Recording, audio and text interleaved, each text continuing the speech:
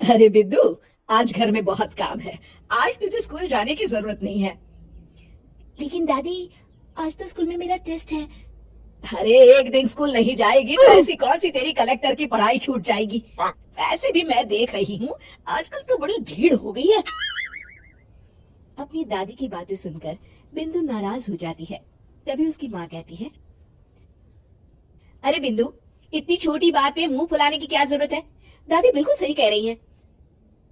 लड़कियों को तो घर के काम काज सीखना चाहिए। अरे बहू, रमेश के लाड़ प्यार ने इसे बिगाड़ रखा है। कम से कम तू तो मेरी बात समझती है। अच्छा, मेरी पूजा का समय हो गया है, मैं पूजा करने जा रही हूँ। इतना कहकर रमेश की माँ वहाँ से चली जाती है। इस तरह बिंदु की दादी और माँ दोनों अक्सर उसे घर के कामों में ही उलझा कर रखते थे।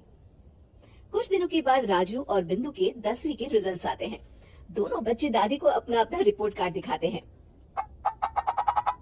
शाबाश मेरे लाल, तू तो बड़े अच्छे नंबरों से पास हुआ है। तभी बिंदु कहती है, दादी, मैं भी अच्छे नंबरों से पास हुई हूँ।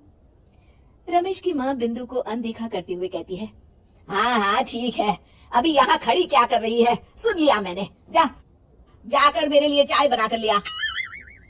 बिंदु उदास होकर चाय बनाने किचन में चली जाती है। तभी राजू कहता है, दादी, मैं क्रिकेट के कोचिंग सेंटर में एडमिशन लेना चाहता हूँ। अरे वाह राजू बेटा, ये तो तूने बड़ी अच्छी बात कही।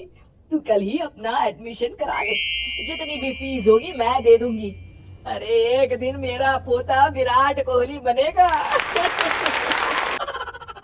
इस तरह अक्सर रमेश की माँ अपनी पोती बिंदु के साथ दुर्व्यवहार करती थी। कुछ दिनों के बाद रमेश की माँ और उसकी पत्नी दोनों सास बहू मिलकर राजू का एडमिशन अच्छे स्कूल में करवा देते हैं, लेकिन बिंदु का एडमिशन नहीं करवाते। इस बात से नाराज होकर बिंदु अपनी दादी से कहती है, लेकिन दादी, मुझे भी आगे की पढ़ाई करनी है। अरे क्या करेगी आगे की पढ़ाई लिखाई करके, हैं? आज से ये पढ़ाई का भूत अपने दिमाग से उतार दे। इतना कहकर रमेश की माँ वहाँ से चली जाती है। उस दिन के बाद से बिंदु की पढ़ाई हमेशा के लिए छूट जाती है और उसकी दादी उससे घर के सारे काम करवाना शुरू कर देती है। इस तरह उसका सारा दिन घर के कामों में ही बीत जाता था। कुछ दिन बीत जाते हैं और एक दिन रमेश छुट्टियों पर घर आता है। बिंदु को घर के काम करते हुए देख उससे कहता है, अरे बिंदु बेटा, तुम स्कूल नहीं गई? पिताजी, दादी ने मेरा एडमिशन कराने से मना कर दिया है। वे कहती है घर पे रहकर घर के काम करना सीख। अपनी माँ का ये बर्ताव देख रमेश को बहुत गुस्सा आता है और वो अपनी माँ से कहता है, माँ, ये तुमने क्या किया? आगे की पढ़ाई के लिए स्कूल में बिंदु का एडमिशन क्यों नहीं करवाया? अरे बेटा, लड़की जात है, ज्यादा पढ़ लिख कर क्या करेगी? वैसे भी शादी के बाद तो इसे घर के ही काम करने हैं ना। तुम किस जमाने में जी रही हो माँ? अगर कल्पना चावला के घर वाले भी तुम्हारी सोच के होते तो क्या वो पूरी दुनिया में हिंदुस्तान का नाम रोशन कर पाती?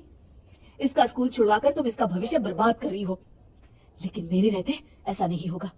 बिंदु बेटा, कल ही तुम्हारा एक अच्छे स्कूल में एडमिशन करा दूंगा। तुम जितना चाहे उतना पढ़ो। मेरे होते हुए तुम्हें किसी बात की चिंता करने की जरूरत नहीं है। अपने पिता से हौसला पाकर बिंदु खुश हो जाती है और कहती है, जी पापा, मैं खूब मन लगाकर पढ़ाई करूंगी और बड़ी होकर डॉक्टर बनूंगी। ये हुई ना बात, शाबाश मेरी बेटी। शिक्षा, लड़का हो या लड़की, हमें दोनों को आगे बढ़ने का मौका देना चाहिए।